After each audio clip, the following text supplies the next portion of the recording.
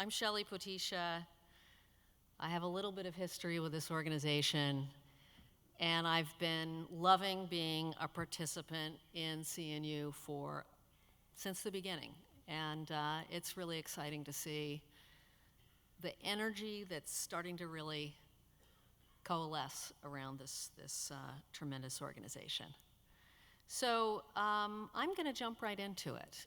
And this is, I think, probably the seminal session that really looks at the theme of this Congress, meeting the demand of walkable places.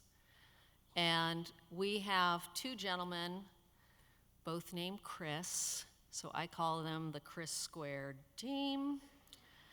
And they both have really exceptional history and track record in both the core values of CNU, the charter, the importance of place and community, design, and making sure the buildings that we build and the places that we create really authentically engage and are lasting. And the market. Both of them are developers. They have had to put their pro formas together. They've had to negotiate for the variances that Lynn mentioned and the financing that's necessary in order to make real places work. Why don't you come up, gentlemen, and I'll continue to introduce you. So the format. What we're going to do is that we're going to have the Chris Squareds give us some presentation. Chris Lineberger will give us a presentation on his amazing work on walk-ups, which has just been maturing and maturing for a long time and is so well thought through. I think it will be really terrific to see where he's at. And Chris Callett is going to be a respondent. And we're going to spend a few minutes hearing from him about his views of Chris's approach. And then we'll do a little talking amongst ourselves, and we'll open it up for all of you. Hopefully we'll have enough time for that. Before I ask Chris Lineberger to come up, let me introduce or kind of frame both of them, because I'm not sure you received bios, but let's start with Chris Callett.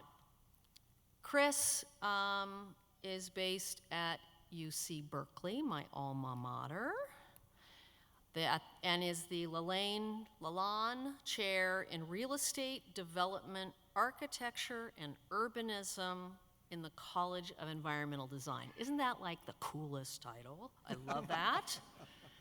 And one other kind of tidbit about his background is that at one point he had a development firm called Infill Solutions. So Chris has been in this space a long time, and yet I don't know, Chris, have you actually been to a CNU recently? Recently. Okay, there we go. So that's great because it's all part of this, like, grow the community. Chris Lineberger is one of my heroes. He and I have known each other since the days of Chattanooga, and I'm sure that if any of you were in Chattanooga in the 80s and have been there recently, you have seen a city turn around in a way that you can't even imagine.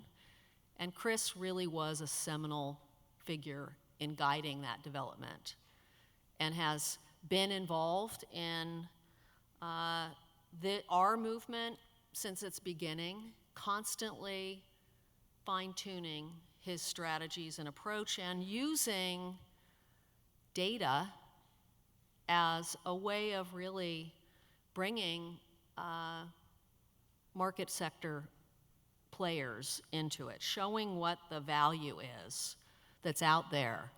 And he has about 400 jobs, But right now, he's at George Washington University as a Charles Bendit Distinguished Scholar and Research Professor, as well as the president of my favorite organization, besides CNU, LOCUS, a group of big, hard-fighting developers. So Chris Lineberger, please.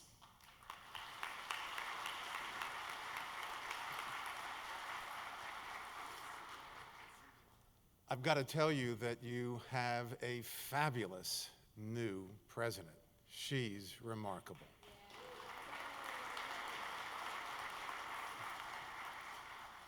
I also want to mention that we're winning, that the war on sprawl, the desire to give the market what it wants, the market wants what CNU does. I couldn't have said that 20 years ago, but we can now say it, because the future is coming at us at warp speed, as you know, and walkable urbanism, which is what you build, is the social, environmental, public health, and economic issue of our age. It's the biggest trend affecting this country and countries around the world. And so I first want to share some research that just came hot off the presses. And this is the first time ever that we've looked at 100% of land use in a metropolitan region. We're up in Boston, Metro Boston, 3,100 square miles, and we looked at all of the real estate and figured out where the walkable real estate was and where the drivable real estate was, broke down all the product segmentations, and looked at economic performance and social equity performance. We've crafted the first social equity measure. And it has been answering questions that I've had for 30 years about just what is this business that's 35% of the wealth of our country. So the first thing we do is that we recognize that there's two ways of building the built environment, two forms. You all know this: walkable urban, high density, mixed use, FAR of at least 1.0, but generally works better at 2 and 3 and 4, and drivable suburban, FAR of 0.05 to 0.4, segregated land uses, and the only way to get around is by car. So we know those are the only two ways of building the built environment.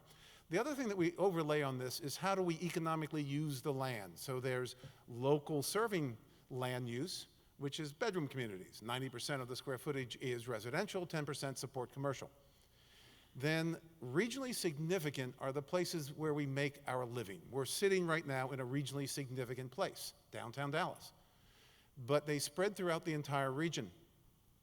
So when you put those two dimensions together, you get a simple 4-cell matrix. And we dropped the 3,100 square miles of metropolitan Boston into each of those 4 categories.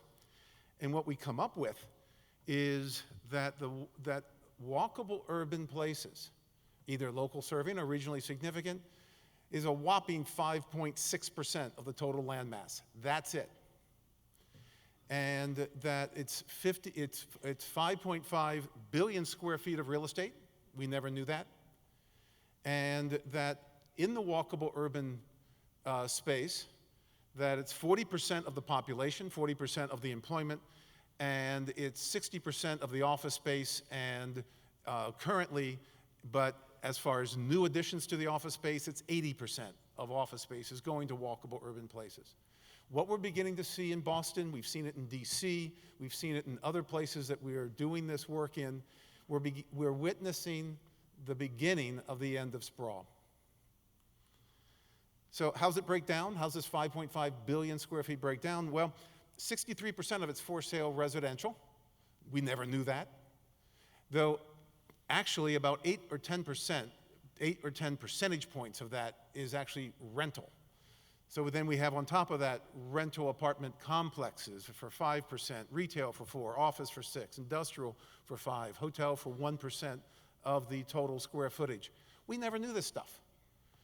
And so then the next thing was to then figure out how they're performing.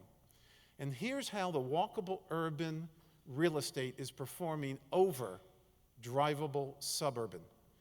The price premiums, as far as the valuations, are between 20% per square foot higher to 134% per square foot higher.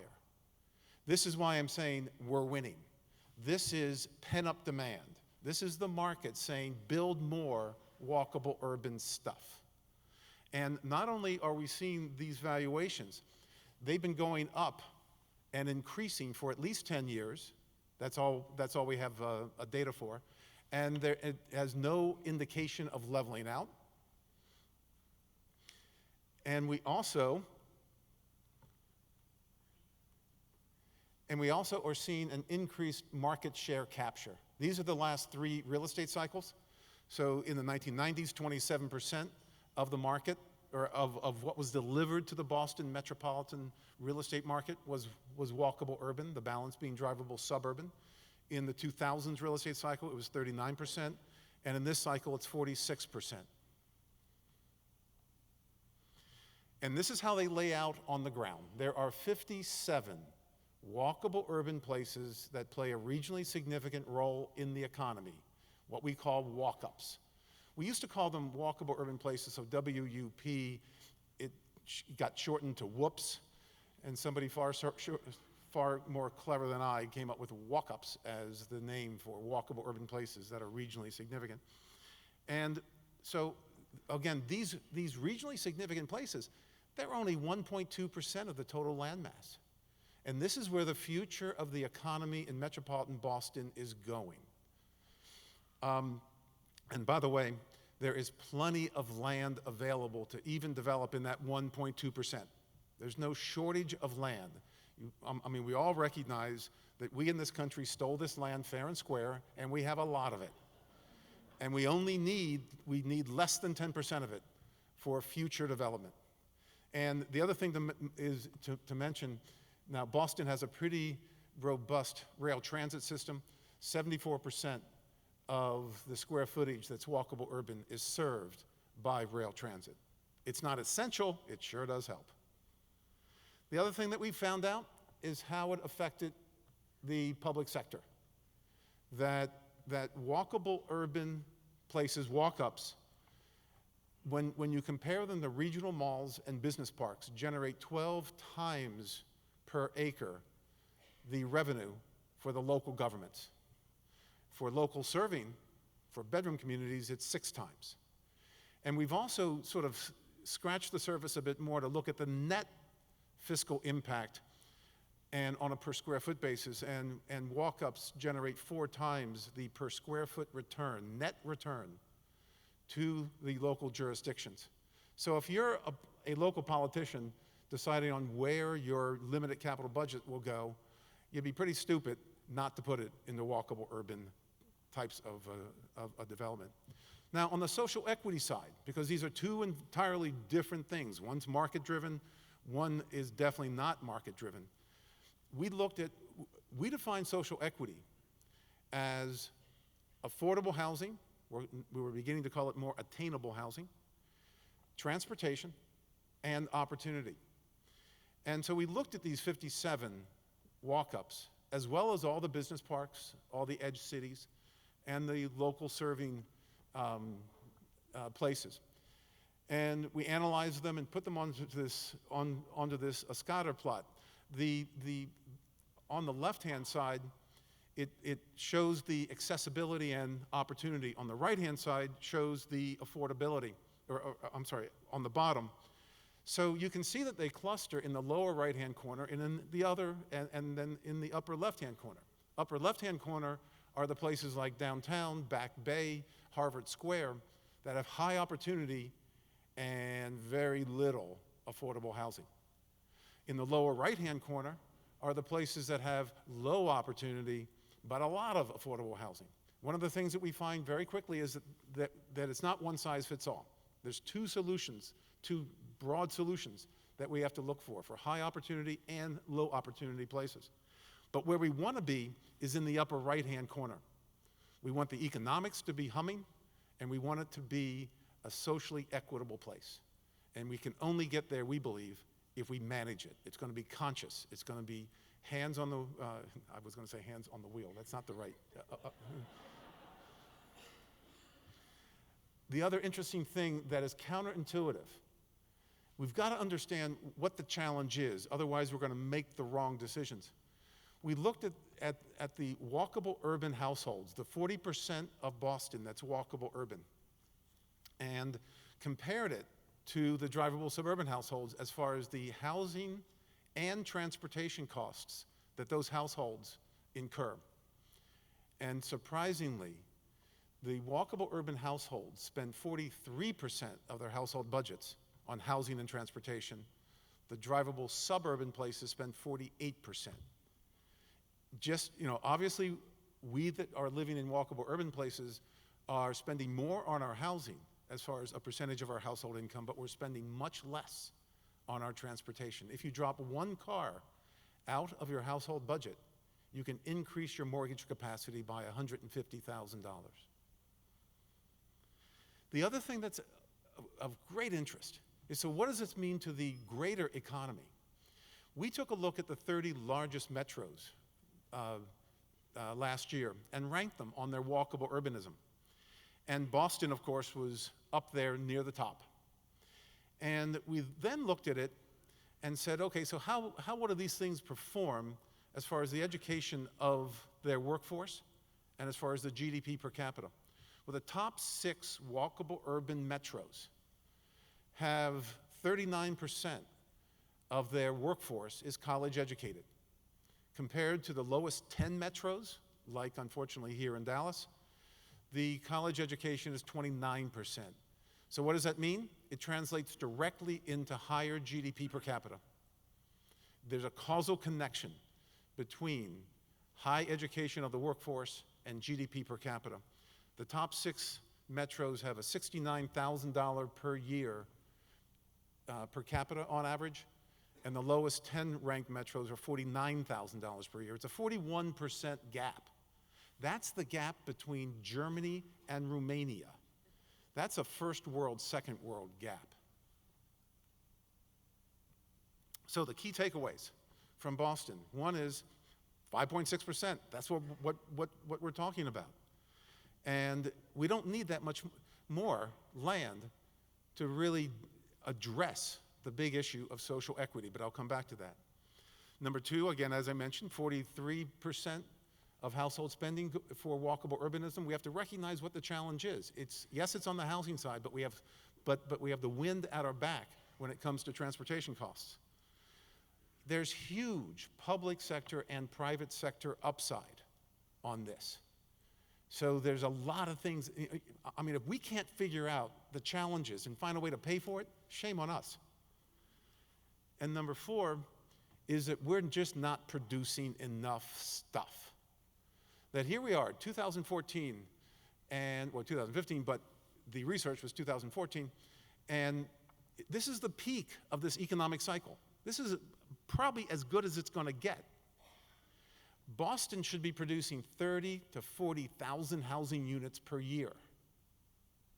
In 2014, they produced 5,000, lower than any time in recorded history, except for the Great Recession, 2008, 2009. The peak is lower than all the troughs of the last 50 years. We're not producing the product that the market is demanding. And as far as I can tell it's because people don't understand what you're talking about, and the mainstream home building industry is out to lunch. So, the topic now shifts to gentrification, social equity. What do we do about this? This is, it's always a good news, bad news story. Gentrification is either the most loved or the most hated word in real estate. But you have to recognize that gentrification is a reflection of what I just showed you, pent-up demand for good stuff. And it's caused by two things. One is construction cost. Walkable urban product costs more. It's got real architecture. It doesn't have a spray-on facade. It's right up to the sidewalk. It's higher density, so it's got real foundations. It's a much more expensive product to build. That's probably 30% of the cost challenge. And how do we deal with it? We live in smaller spaces. That's why micro units are making such a huge splash. The second reason is land costs. 70% of the gentrification is the result of land cost. But keep in mind what I just mentioned, 5.6% of the land is walkable urban. And we have no shortage of land. We have a shortage of walkable urban land. So here's one of my favorite pictures near where I live. I walk past this all the time. When I'm walking through Georgetown, we have always, in the good old days, when we used to build walkable urbanism as a default mode, back 100 years ago and beyond, that we always had mixed income communities.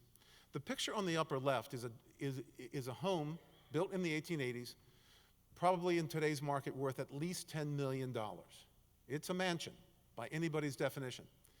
The homes on the right are 15 feet wide, 2-story clapboard row houses built in the 1880s. They're right across the street from one another. It's probable that the people who lived in those row houses, if they were carpenters, they probably built the mansion across the street and lived there. This was common for 6,000 years of building cities, and it's common in some new urbanist communities as well, such as the Kentlands and Celebration. So there's two strategies that we need to think through. As I mentioned earlier, we have to have a different strategy for high opportunity places that need attainable housing, and the low opportunity places that have plenty of attainable housing. Two different strategies. What LOCUS is doing is in Metro Boston and Metro DC, we're going to pick 2 places in each. We're just real close to picking each of them. And it's going to be a developer-led strategy to figure out what the strategy is, empower the place management organization to have the authority, and to implement and tell everybody else to get out of the way. We're going to make this happen. Obviously, working with the city, working with the CDCs. So there's lots of strategies. I'm just going to blow through these quickly. Short term, obviously, we have tax credits and vouchers. LOCUS is working on increasing the funding at the federal level through our tax reform work. Choice communities, redevelop public housing. A LOCUS developer, HRI, down in New Orleans, has been doing this. 3 different communities that were run-down public housing projects, tripling the density, no displacement, and revitalizing neighborhoods within walking distance of downtown while putting in a new streetcar. Inclusionary zoning, one of the simple things to do.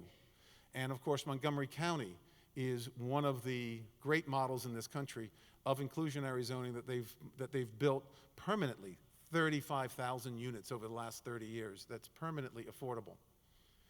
Fourth is the resale fees that I just paid. I moved from a townhouse to a flat 2 blocks away in DC, and you end up striking a check for about $30,000, $40,000, and that goes into the Affordable Housing Fund. Another is, of course, auxiliary units. We just saw an example from Lynn's presentation. It's sort of like an Airbnb for affordable housing. I'm guessing, and I can't prove, so nobody can tell me I'm wrong, that there's 150 million empty bedrooms in this country. That with some redesign and a change in the law, we could have a huge impact on affordable housing. And then a catalytic development firm, creating a catalytic development firm for a place. And this is something I did with UC Irvine out in California, that if you can control some land in particular, and then a whole layering of different financing mechanisms, not subsidies, financing mechanisms, we built 1,000 housing units, all affordable, for faculty and staff at 55% of the market price, and it's permanently affordable. But long term, we've got some things to do.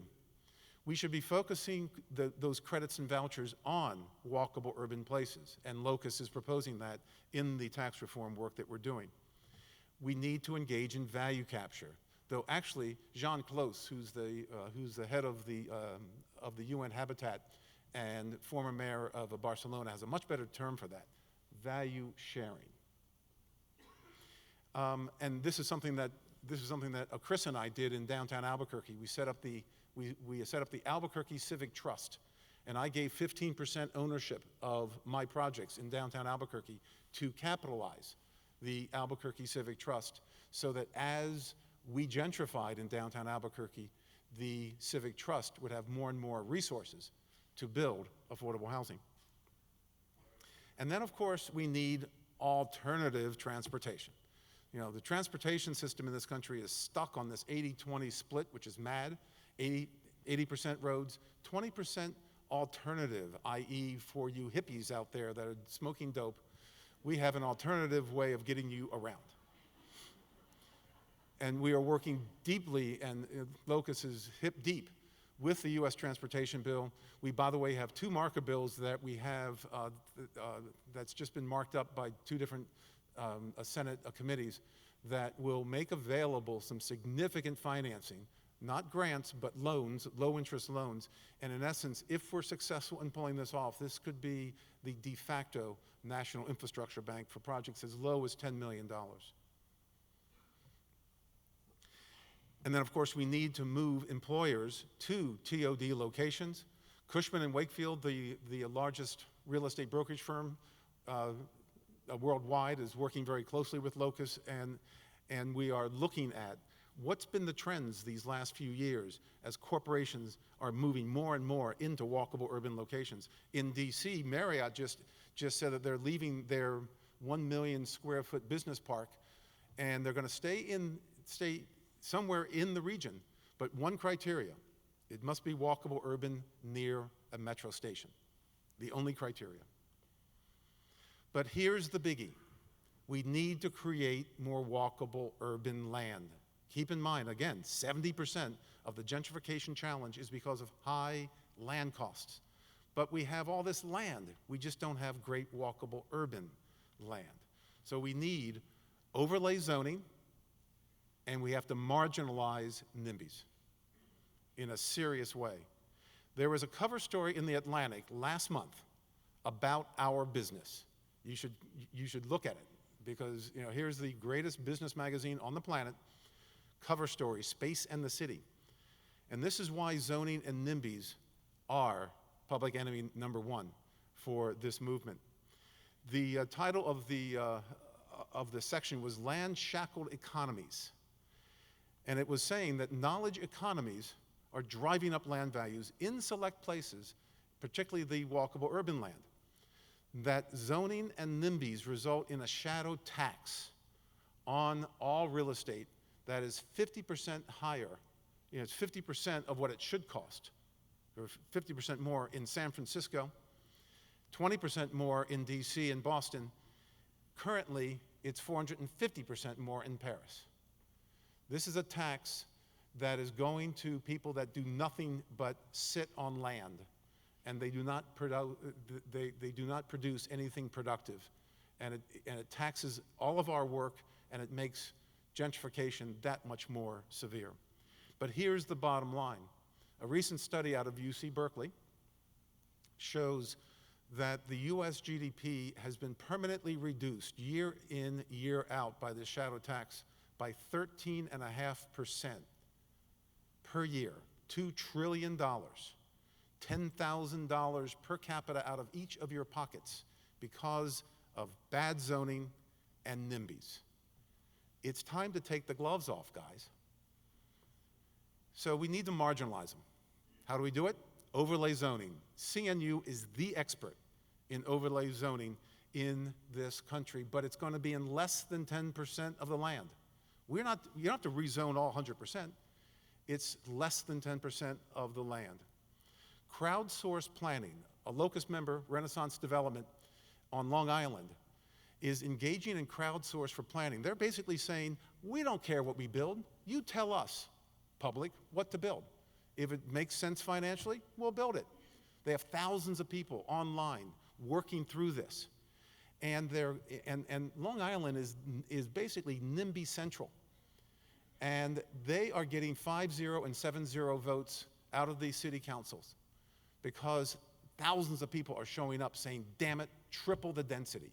Make my downtown walkable and vital. crowdsource financing, Fundrise.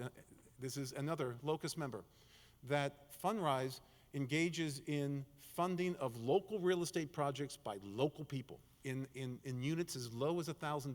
You can own real estate in your community and not just invest it by being there, but invest it literally in real estate development in your own community.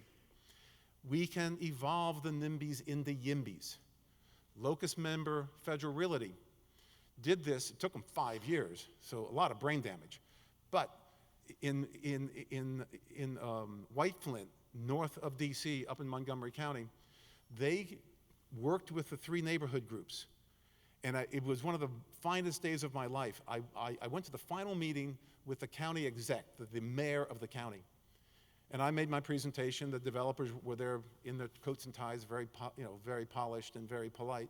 And then the conversation went to the other end of the table with the 3 neighborhood groups and the Sierra Club. They started pounding the table, saying, triple the density, damn it. I want White Flint to be like downtown Bethesda. So we can convert NIMBYs into YIMBYs. Research. There's great research now. We didn't have it 10 years ago. But research that Arlington County has done, that high-density, walkable urban places, rental apartments that are walkable urban, have a school student generation ratio 1/13 that of single-family housing. Everybody says you can't build rentals because, it's going to destroy the schools. Garbage. And also, the NIMBYs live generally right around high-density, walkable urban places. Turns out they have the best of both worlds. When you live in a suburban area that you can walk to great urbanism, what we find out there is that their quality of life goes up, their values go up. My research shows between 40 and 100% on a price per square foot basis because of the best of both worlds. So we got to take them on. And if need be, we have to make them look foolish. There's a great story back in the mid-40s, late 40s, when a white guy who belonged to the NAACP infiltrated the Ku Klux Klan down south. He got to know everything about this secret society, all their secret handshakes, all the hierarchy of, all their secret codes. And then he went to Marvel magazines. Marvel magazines and Superman had been battling the Nazis all during the early 40s. And they ran out of, since Hitler was dead, they were looking for a new enemy. Well, the Klan became their enemy. All their kids, all the Klan kids, they all of a sudden started playing Superman and destroying the evil Ku Klux Klan, laughing at their parents. Make fun of them. So here is something to make fun of. This just came up in the last few days. This is a strip mall in the District of Columbia, in a drivable a suburban place, that the local neighborhood group has declared it's historic. The surface parking lot is integral to this development. You cannot redevelop it. We got to mock this stuff. There's no sense in not just mercilessly mocking this stuff. So if mocking doesn't work, use shame. And we've got the research. Walkable urbanism is the #1 way we're going to address climate change in this country. Walkable urbanism is the #1 way of addressing obesity. The research is in, driving makes you fat. And NIMBY homes, again, as I mentioned earlier, adjacent to great urbanism, they have an increased quality of life. And so how selfish and stupid can these folks be? So in the future, we really have to get more mobilized. Let's take NIMBYs on while we assume responsibility for social equity. Thank you very much.